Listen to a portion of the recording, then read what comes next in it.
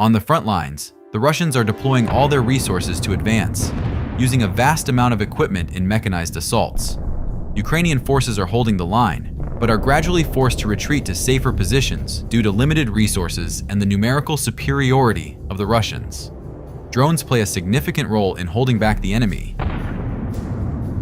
but an equally powerful and highly effective weapon that is less often discussed is the use of mines.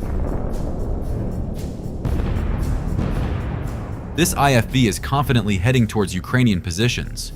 An anti-tank mine put a stop to its plans. This multi-purpose light armored vehicle is moving through a mined field. Predictably, it hits a mine and explodes. To ensure its complete destruction, a kamikaze drone is sent in. You see 3 destroyed vehicles, and a 4th tank decided to try its luck. Well, it wasn't fortunate. The tank is fully clad in additional armor and equipped with a mine roller, but this didn't save it from the TM-62. Look, its track was damaged and thrown forward. A Russian infantry fighting vehicle was on its way to a mission, but was stopped by a planted mine. It was then attacked by drones. The second drone hit the wheels, completely immobilizing the vehicle. At the same time, a lightly armored vehicle attempted to flank Ukrainian positions from the other side, but also hit an anti-tank mine. The detonation of a turtle tank on 6 mines at once. If you look closer, you can see the mine roller, which probably absorbed some of the impact. A little later, you can see one very lucky crew member running away from the tank. Take another look at this series of explosions. These 2 infantry fighting vehicles are moving near Ukrainian positions. The vehicle at the rear hits a mine. The first vehicle continues moving, but its luck doesn't last long. It also hits a mine and explodes.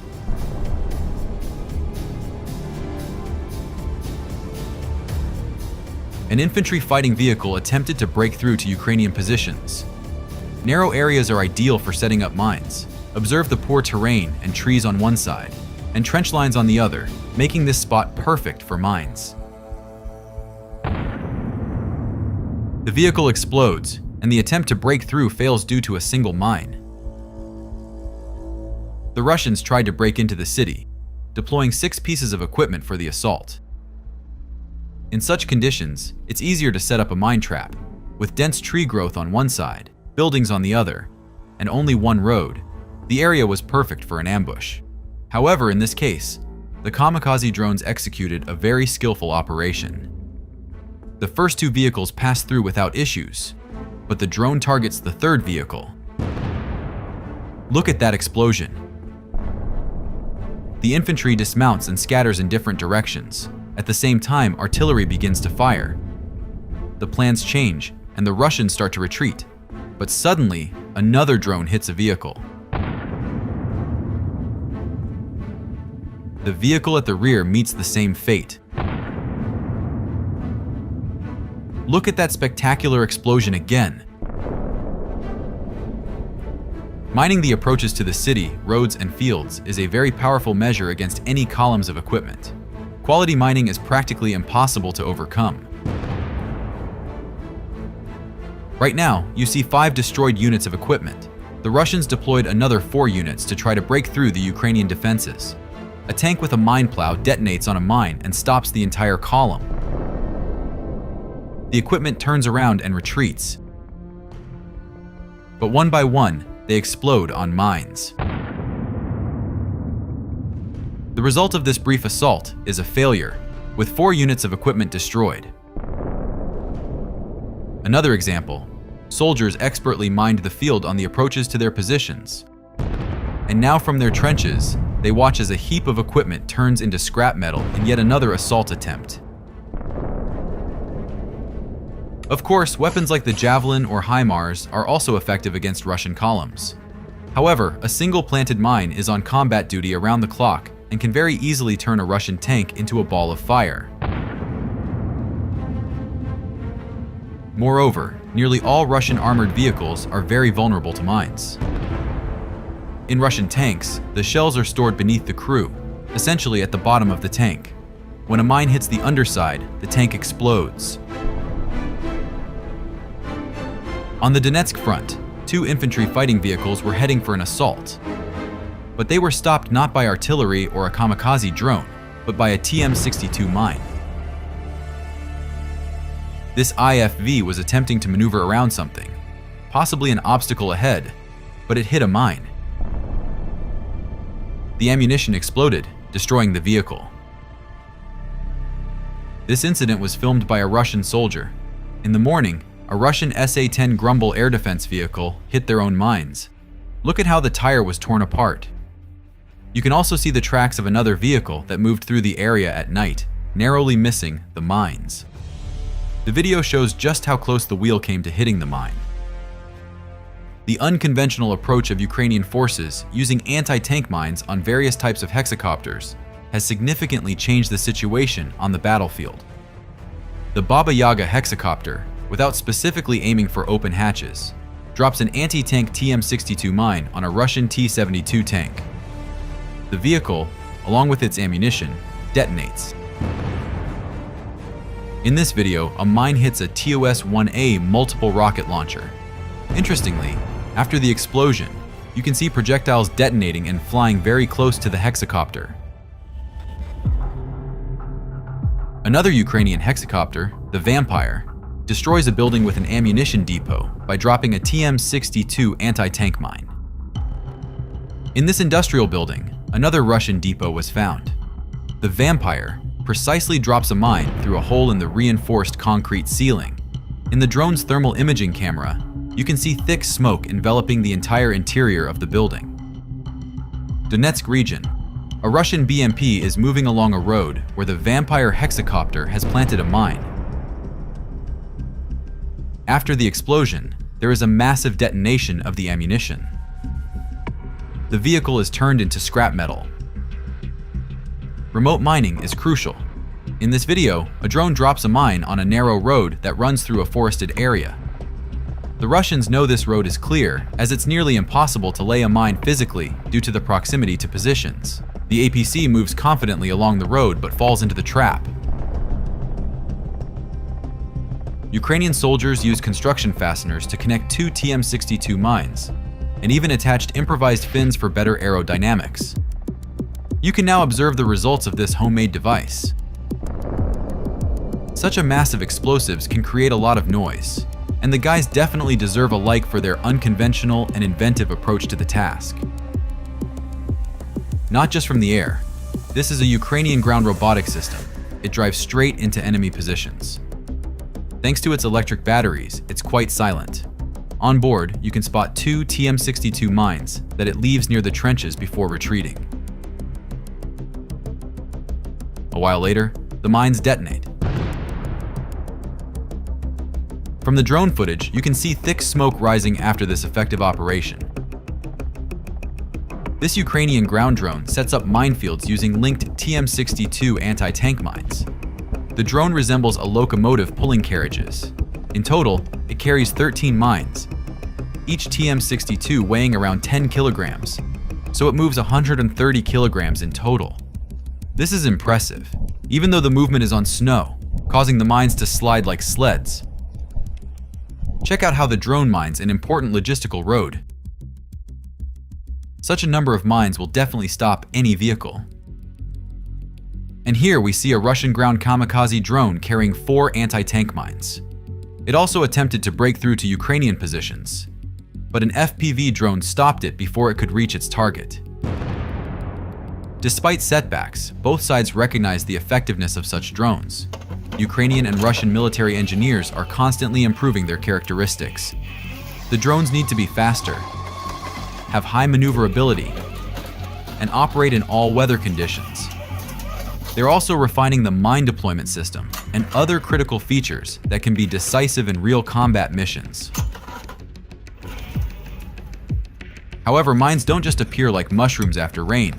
They are placed by sappers, and to place them, they need to be stored somewhere. The Russians have been very careless in this regard.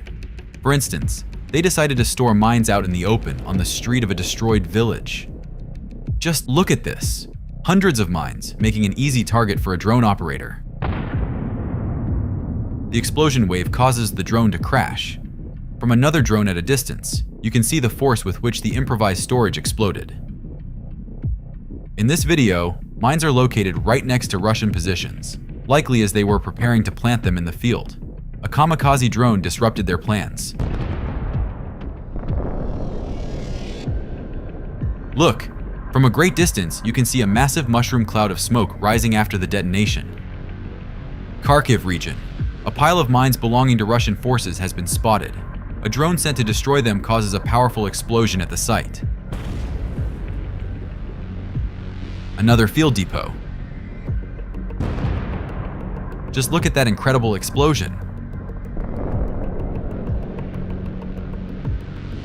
A stockpile of mines in the Kharkiv region, where the Russians' offensive plan failed. You can see a drone deciding to dispose of this pile near the tree line, where Russian positions are located.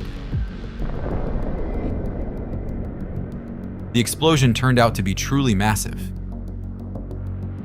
This is Zaporizhzhia region, where the Russians are actively constructing defensive lines. In the video, you can see a line of anti-tank obstacles and a road where prepared mines are lying, ready to be laid. A kamikaze drone is sent to effectively target this pile of mines. Various methods are used to detect mines, and for example, a drone equipped with a thermal imager can spot mines that have heated up during the day and now show a visible contrast. All these white spots are a field sown with mines by the Russians. After detecting them, special ammunition is used for their destruction. The hexacopter that was recently dropping mines is now detecting them. This further confirms its effectiveness and the need for mass production. But for now, more common methods of detecting and destroying mines are in use on the battlefield. When shells are flying, no one wants to walk around with a metal detector. Both sides are using the UR-77 Meteorite. We won't focus on this machine now, as its principle of operation is simple.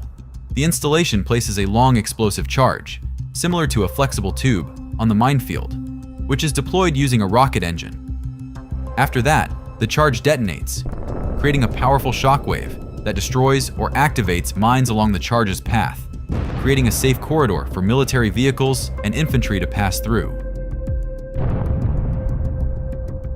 However, this equipment is not used on a large scale.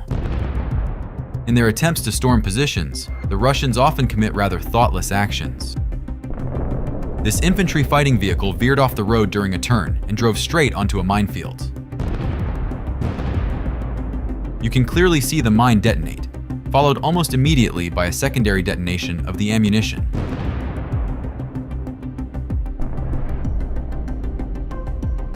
The Russians lost 3 units of equipment to mines. It's unclear what guided their decision to send another tank to be lost on this field. The equipment is already destroyed, and another tank appears to be deliberately approaching it closely to detonate any remaining mines nearby. In this case, there is clearly something wrong with the road. It might not be as apparent from the driver's seat as it is from the drone's perspective, but the consequences of negligence are visible to you now. This video isn't new, but it's unclear how anyone could have missed the 2 exposed and unmasked lines of TM62 mines. This doesn't happen often, but sometimes the Russians do refuse to advance and turn their vehicles around. If you think about it, this isn't a conscious choice. It's a basic brain function that kicks in when you see at least 6 destroyed pieces of equipment in front of you. Since the Soviet era, many mines have remained, most of which are TM62. They are simple to manufacture and lack complex technological electronics, as all processes occur via gears and springs. Regarding modernizations, it's worth mentioning an electronic detonator powered by 3 batteries. Another important feature is the mine's casing, which has recently been made from plastic instead of metal, making the mine harder to detect. Since the beginning of the full-scale invasion, mines have destroyed a significant amount of Russian equipment. To date, many questions remain, with the most pressing being, why did the Russians pass so easily through the bridges and roads from Crimea? Why weren't they mined? Perhaps this was pre-planned to hand over southern Ukraine, and only the resolve and spirit of the Ukrainian people played a key role, Share your thoughts on this in the comments. Thanks for watching, and see you next time.